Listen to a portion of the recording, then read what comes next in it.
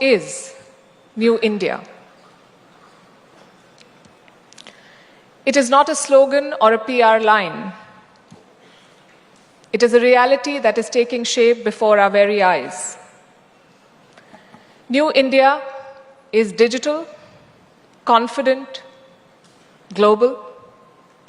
New India is 1.4 billion people.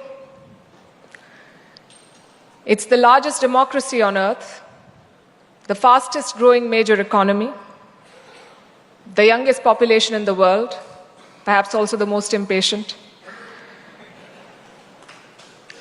We are a startup nation, we are a space power, and we are a voice of the global south. A country that negotiates with Washington, trades with Moscow, competes with China,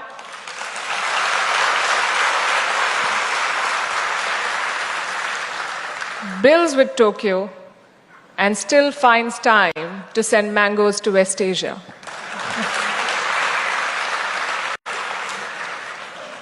New India does not ask for a seat at the table. We build the table and tell the world to join.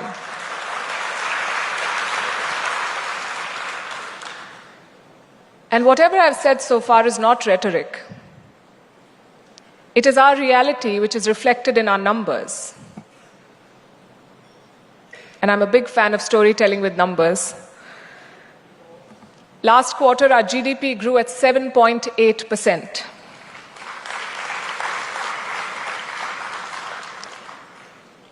And this happened at a time when the US is staring at a slowdown. You must have seen the latest Fitch report.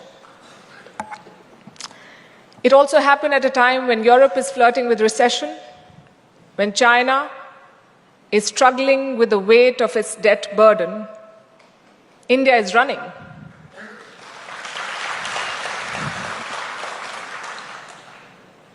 Last month, UPI crossed 20 billion transactions, total value more than 24 lakh crore rupees. It's a world record, and we are far from done. India is the world's fourth largest economy, on course to becoming the third largest by 2027, behind just US and China, ahead of Germany and Japan. And our story, ladies and gentlemen, is not just about size. It is about scale, scope, and speed. Our digital economy is exploding. Our space mission is landing near the south pole of the moon. Our startups are valued in billions. We have more than 100 unicorns now in our country. Our diaspora remittances crossed $135 billion last year, the highest in the world. This is New India. A country once written off as a basket case is today called a bright spot in the global economy.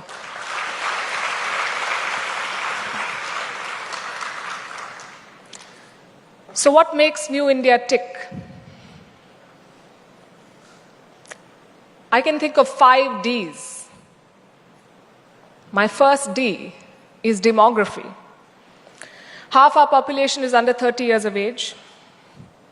Yes, they spend too much time on Instagram. And they also want a promotion in the first month in office. But they're ambitious. They're unafraid. They're entrepreneurial. They are hungry to make a mark, and that is our strength that we must celebrate.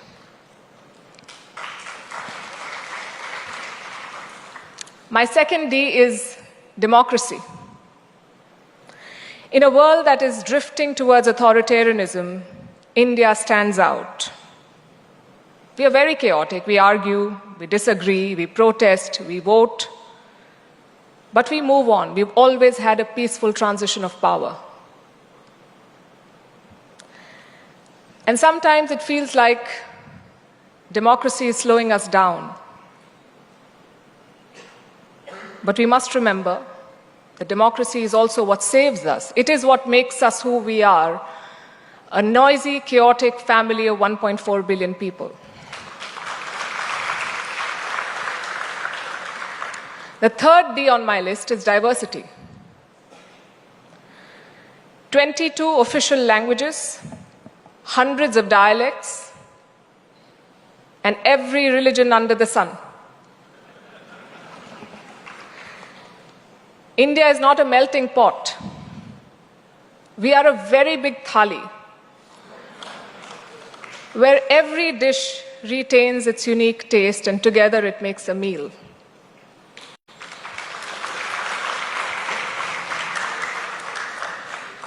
The fourth D is digital power. From Aadhaar to UPI, India is building a digital public infrastructure at scale. We have shown that technology can deliver inclusion, and in such large numbers.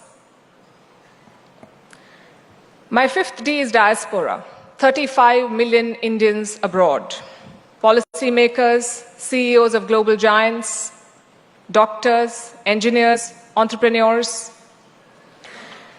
They are India's brand ambassadors. No PR agency can match them. Now, if you put these 5 Ds together, demography, democracy, diversity, digital power, diaspora, what you get is a country that is not just a regional player, it is a global power. Not just a market, but a shaper of rules. Not just a voice, but an agenda setter.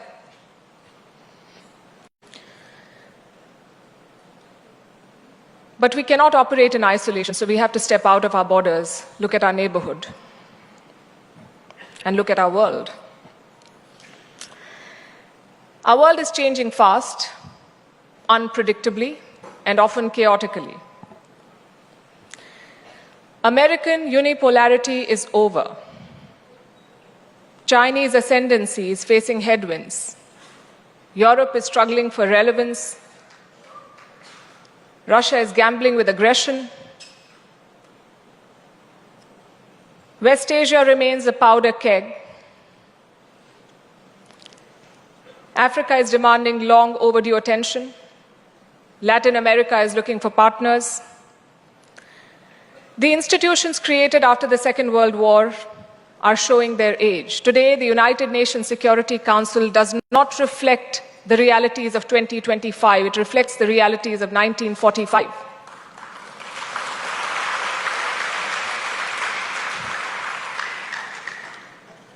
The World Trade Organization is struggling to function. The IMF and the World Bank face questions of legitimacy.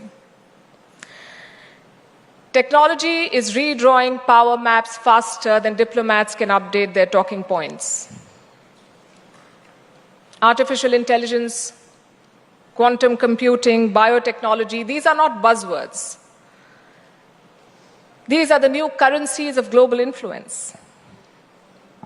Climate change, it does not respect national borders. It does not respect protocol. It creates new vulnerabilities, new conflicts, new migration patterns. And everywhere, nationalism is resurgent, not always in the best way. The promise of borderless globalization has given way to strategic patriotism. This is not a stable world order. This is a world in transition, where rules are being rewritten, power is being redistributed, and alliances are being reconsidered. And for decades, India was a recipient of these changes.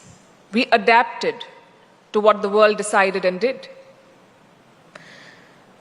But today we have the opportunity. And why just opportunity? I would say today we have the responsibility to shape our world ourselves. So the question is, how do we do that? We do it with a domestic policy that does justice to our talent and our aspirations. and a foreign policy that is bold, agile, and unapologetic.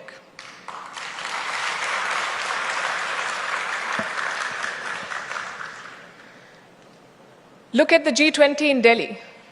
India was the chair last year. We put the global south at the center of the conversation. Look at BRICS. Look at the Quad. Look at the SCO. India is part of all these clubs, sometimes competing, sometimes cooperating, always balancing, and always consequential. And this is New India's foreign policy. It is not non-alignment. It is multi-alignment.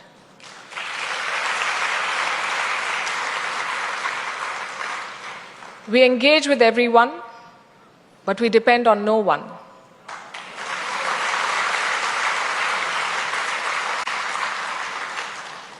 And our biggest commitment is to our national interest.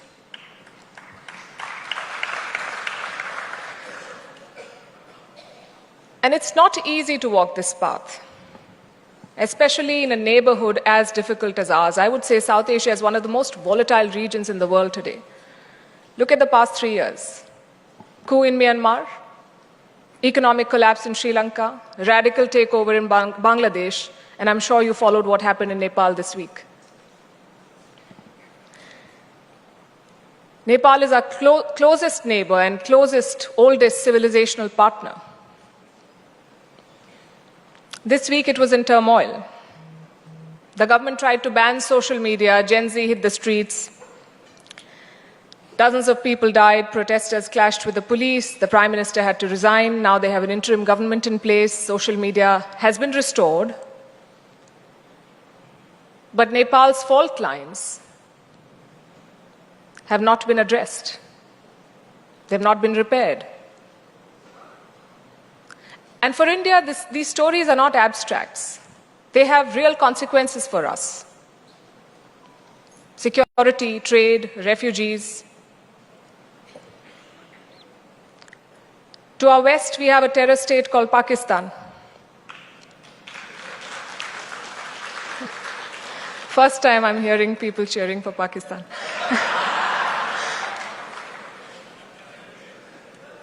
We have Afghanistan that is ruled by the Taliban.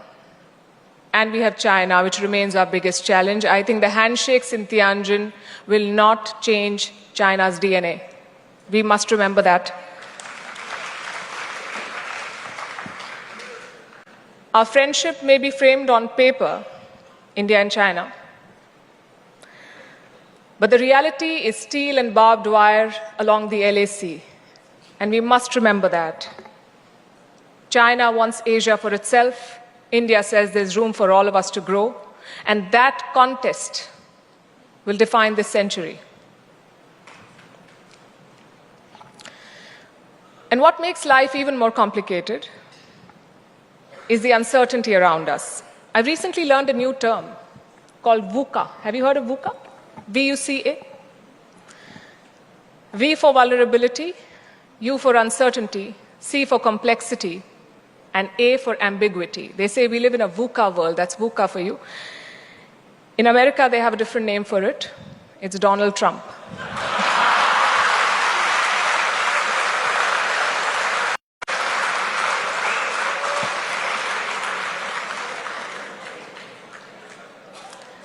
His tariffs have single-handedly destabilized the world. He believes, I think he truly believes that it's a magic wand. But it's proven to be a wrecking ball, and no one's telling him that. He wants to sell us corn and dairy, and he wants us to stop buying Russian oil. So what has India done? We continue talking. We pursue a deal. But we insist on a deal that works for both of us. Again, that's New India for you. We stand our ground.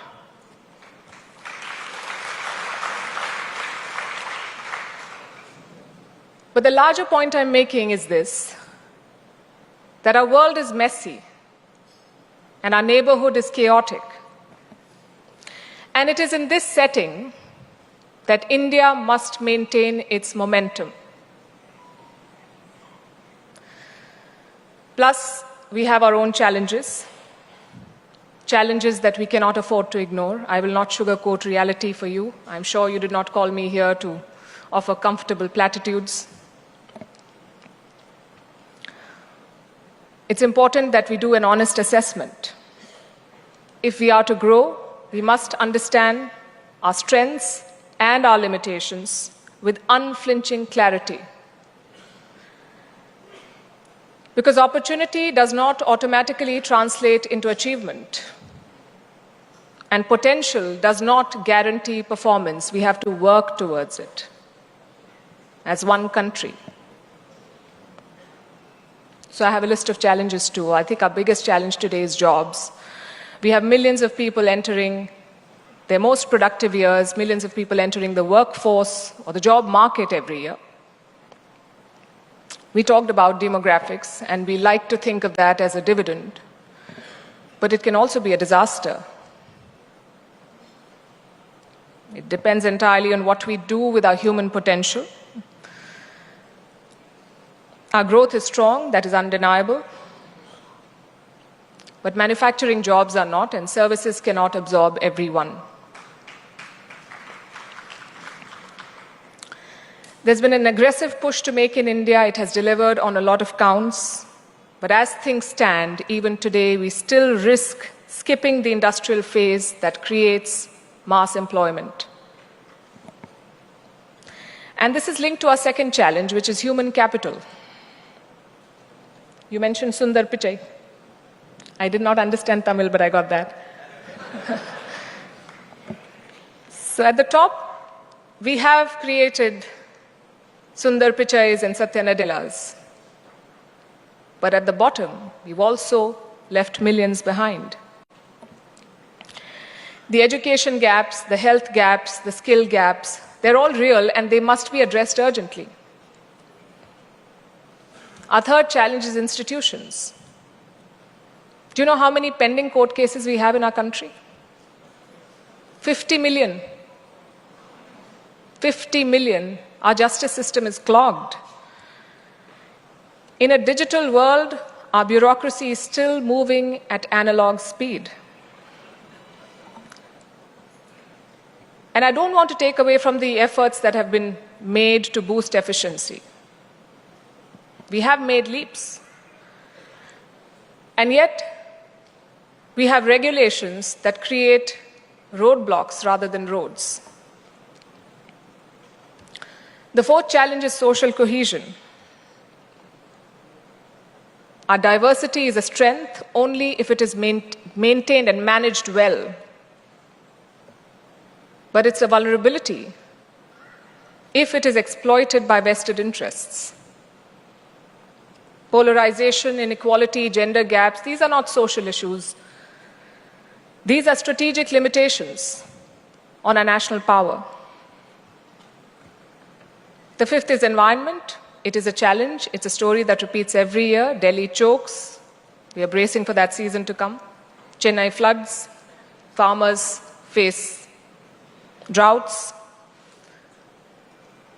Again, these are present constraints on our development. And the sixth, and my favorite topic, unfortunately, is global perception.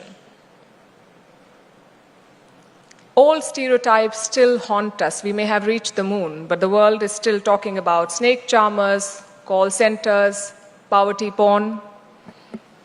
The world often sees us through someone else's lens. And that narrative must change, and no one else is going to do it for us. We have to do it for ourselves. We have to take charge of our story.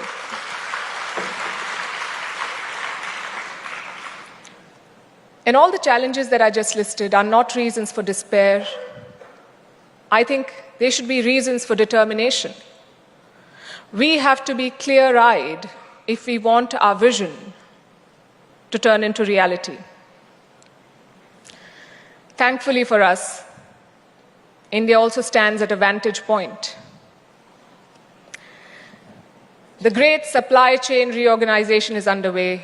I keep talking about it on my show. The pandemic and the politics that followed has taught the world the risks of overdependence on China, so companies are looking for other markets, they're relocating, and India offers a compelling alternative. I think the best example is Apple. Apple is making iPhones in India, and this is not just an investment story. When one of the world's most valuable companies invests in India, builds in India, commits to India, then it's a message to the whole world.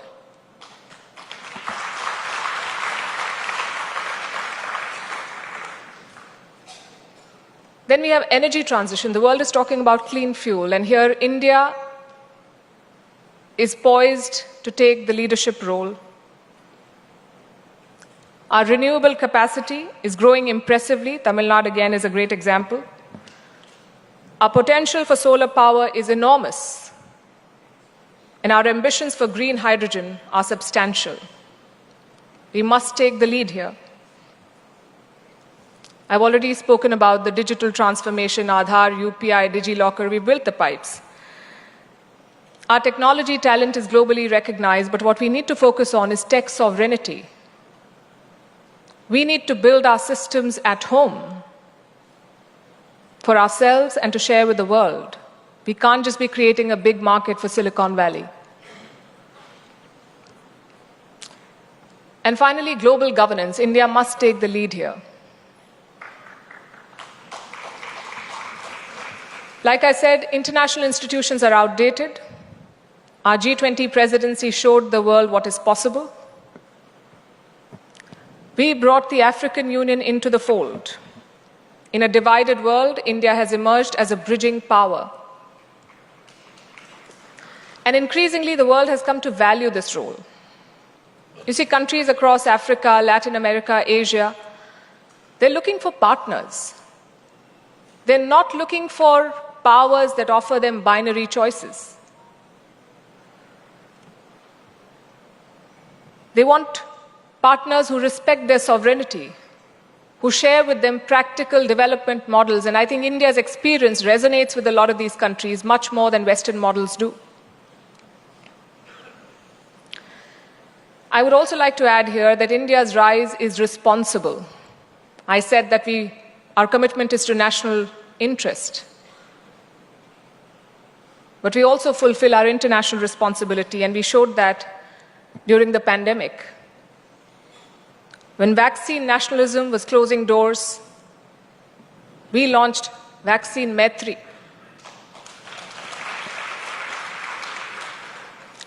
India sent vaccine doses and medical supplies to more than 100 countries because our strategy was solidarity. On climate, we co-founded the International Solar Alliance. More than 100 countries are part of it. Again, this puts the Global South at the heart of the energy transition. And then, of course, our digital public goods. Countries are increasingly learning from them and adopting them. So we don't just speak for the Global South, we also build for it. And a big part of what we're building is strength, including military strength. India is emerging as a defense exporter. And we are offering the world systems which are affordable and reliable. And we showed what they're capable of in Operation Sindoor.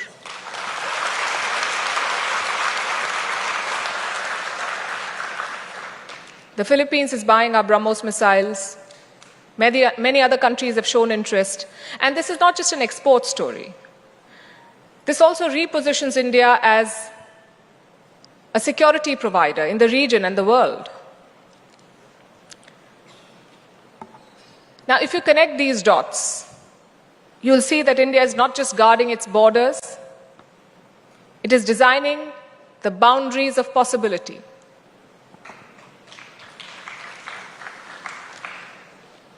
And to make the most of it, we have to address one more question. What does the world want from India, and what do we want from the world? Partners want India's market, India's talent, and India's credibility. They also want India's voice.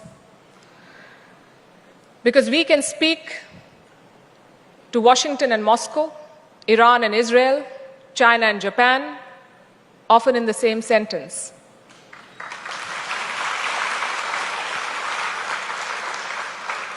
Without India, there is no credible climate pathway. There is no Indo-Pacific balance. There is no resilient supply chain story. The world needs India very much. And what do we want in return? We want respect for our choices. We want room for our growth. We want fair rules for tech, trade, and climate. Not lectures, but latitude. Not vetoes, but partnership. So New India must define the red lines and set expectations. And this will happen with a deeper change, which I dare say is already underway. It is less visible than GDP, but more powerful than policy. It is the cultural code of our country that is catching up with our capabilities. We are done with self-doubt. We don't dismiss tradition as an enemy of modernization. We don't treat ambition as arrogance. We don't confuse noise with relevance. We are comfortable saying no when it matters, yes when it makes sense, and not yet when prudence demands patience. So what is the message today? India's rise is not inevitable. India's rise is intentional. This new India that we all dream of, that we talk about, must be built brick by brick, bite by bite. It will take ambition. It will also take patience,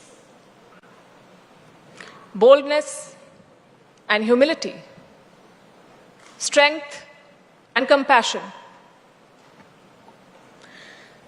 And the world is watching us, some with hope, some with envy, and some with doubt. It is not our job to prove them wrong. It is our job to prove ourselves right.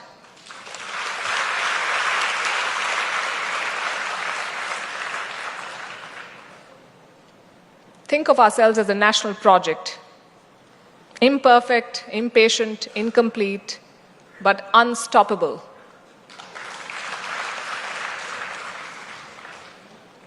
And the world better make room, because India has arrived and it is here to stay. Thank you.